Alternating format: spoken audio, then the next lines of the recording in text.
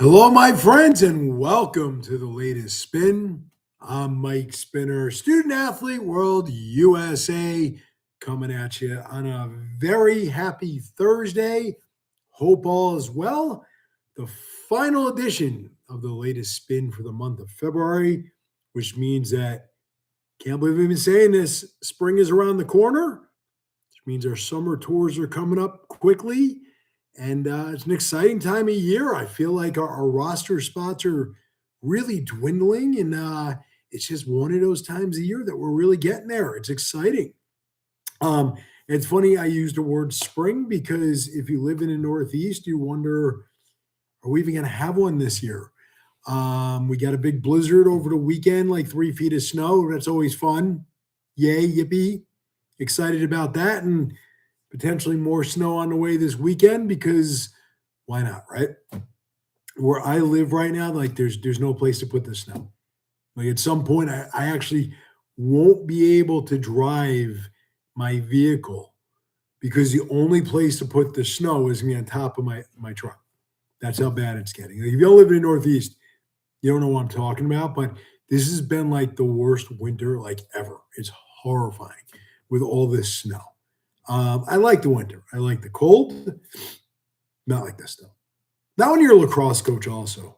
My team starts practice in like 3 weeks, and you wouldn't even know a field was there. Like there's just so much snow right now, just everywhere. So I'm a little bitter about the snow, but we'll get through it. At some point, it'll melt. We probably one of those years we don't have a spring. It's going to go from like 30 degrees, like 90, like overnight. Can't wait for that one either. But anyway, student athlete world business. So here's the big development this week. Something, and Tim, you can correct me if I'm wrong here.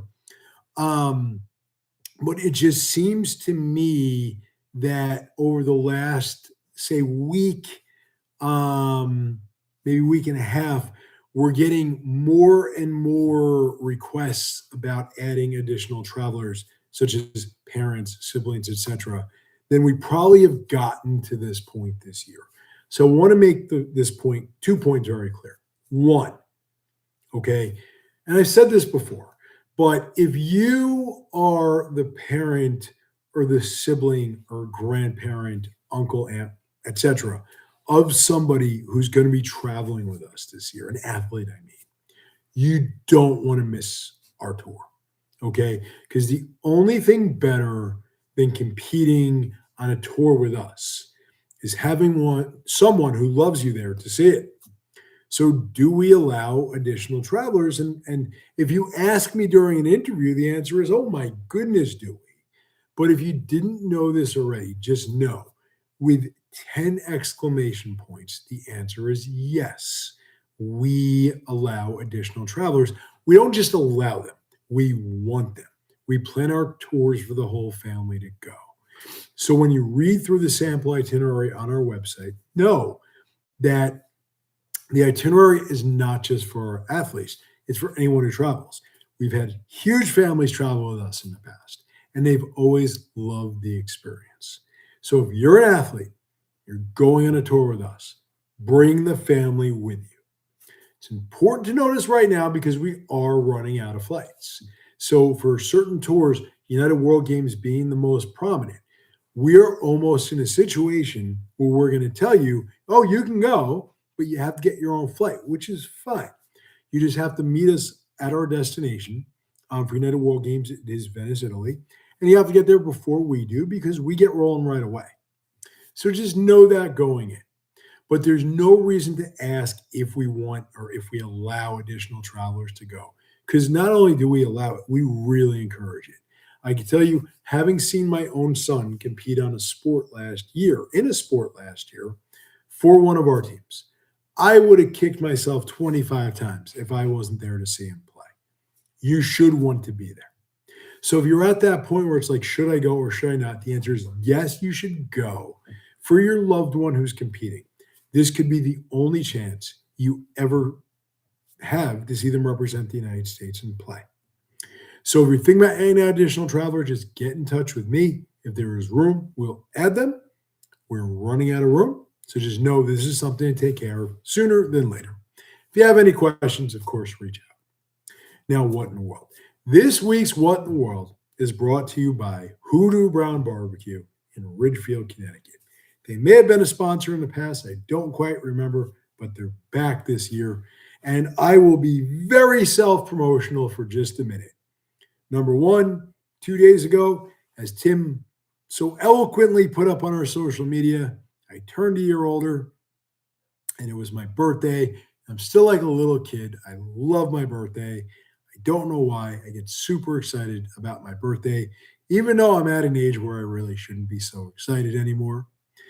And number two, on my birthday, I hit exactly 120 pounds I have lost since February 25th of 2024, which was a day after my birthday. My birthday's on February 24th.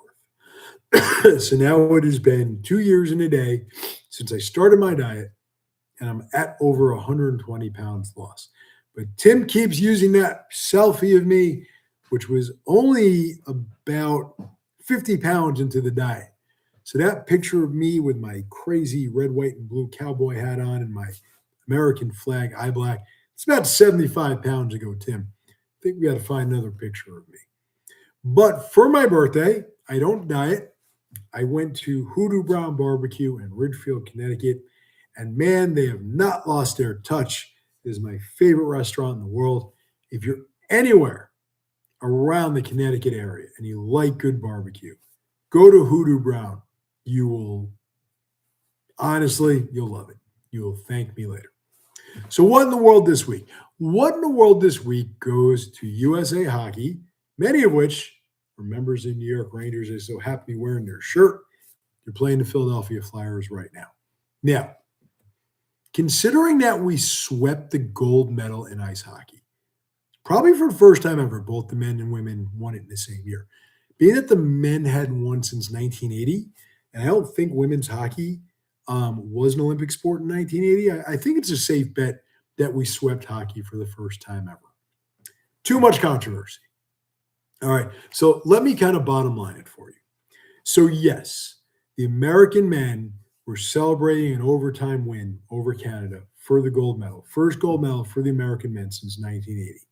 They're on the phone with the president, and a little bit of a locker room joke was made about inviting them to the State of the Union. And I guess I have to invite the women too. And it wasn't the best remark to make. All right. It's not like, hey, I totally get it and support it. I get why people were offended.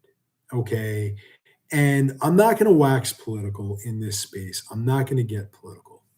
What I'll say is this: no matter what was said, no matter what happened, could have been handled better, of course. Do I understand why some people were upset? Absolutely, I do. All right. Did I find the joke to be funny? No, I did not. Not even in the slightest. But we can't become so extreme that we take away from the moment.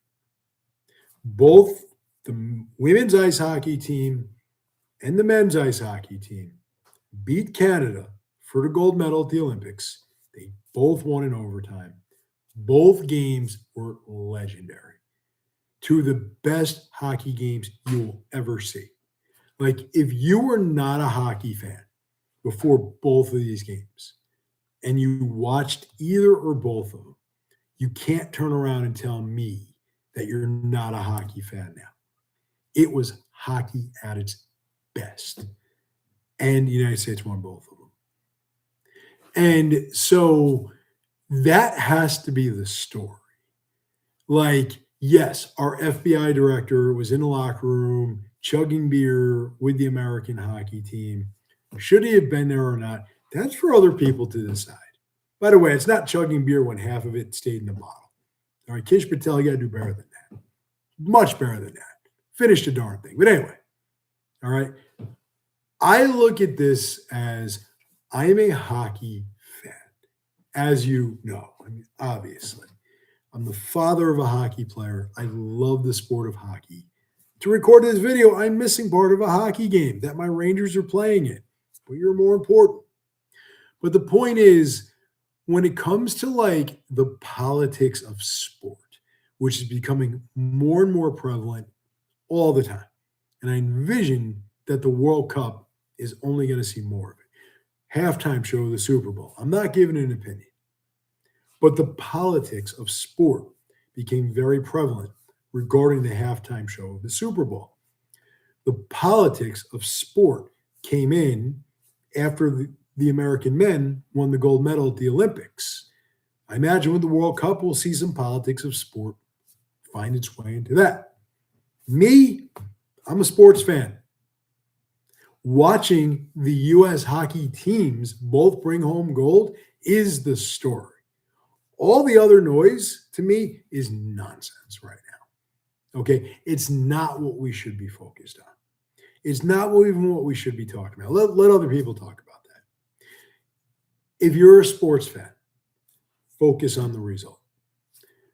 The American men and the American women both won the gold medal in ice hockey at the Olympics. That is all that matters. What other people said and who laughed at what and how that all went down, that is the political divisiveness that I think is absolutely ripping our country to shreds, excuse me. I think that is why there's just so much anger and a lot of hatred in the world right now. Because a moment that should have been full of national unity was so quickly turned into a national moment of division. Who do I blame for it? The people who don't care about the hockey part, the sports part. Those are the ones making the noise. All right. Again, I don't support what was said or the joke. I don't.